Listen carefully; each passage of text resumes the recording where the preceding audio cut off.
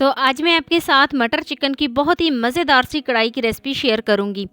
हम इसमें बहुत ज़्यादा मसाले शामिल नहीं करेंगे, लेकिन जायका ऐसा बिल्कुल रेस्टोरेंट स्टाइल जैसा जो कि देगों में बनता है चिकन, बिल्कुल इसी तरीके से अब हम घर में बनाएंगे। बिना टाइम वेस्ट किए वीडियो शुरू करते हैं, लेकिन वीडियो शुरू करने से पहले यहाँ पर आपसे एक छोटी सी रिक्वेस्ट है कि चैनल पे न्यू है तो प्लीज़ चैनल को जल्दी से सब्सक्राइब कर दें और बेल आइकॉन को प्रेस कर दें ताकि मेरी डेली की वीडियो आप तक पहुँच सके।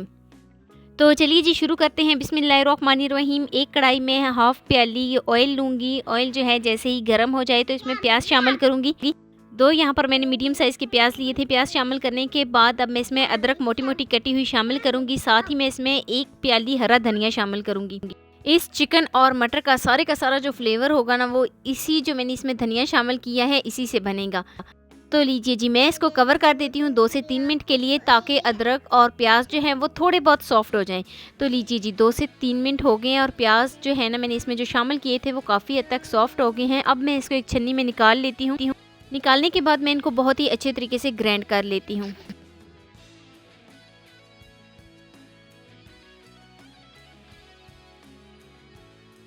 तो प्याज को ग्राइंड करने के बाद दोबारा से मैं इसको ऑयल में डालूंगी और ऑयल में डालने के बाद इसको मैं एक दफ़ा बहुत ही अच्छे तरीके से मिक्स कर लेती हूँ। यहाँ पर मैं इसकी भुनाई करूँगी।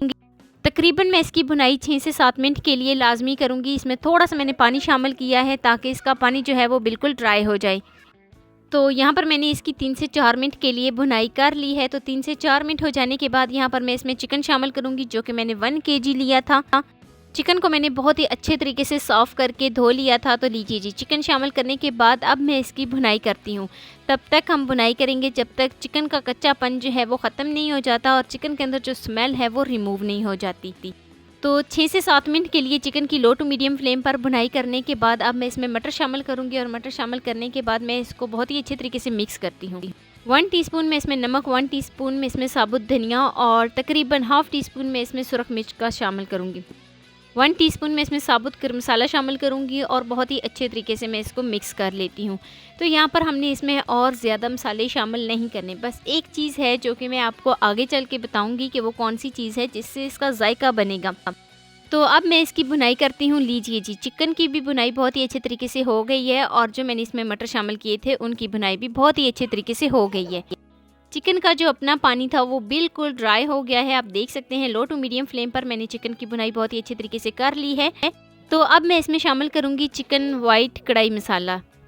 ये शान की कंपनी है, बहुत ही अच्छे इनके ब्रांड होते हैं, मुझे इनके बहुत ही अच्छे लगते हैं। तो चिकन मसाला शामिल करने के बाद अब मैं इसको एक दफ़ा बहुत ही अच्छे तरीके से मिक्स करूँगी।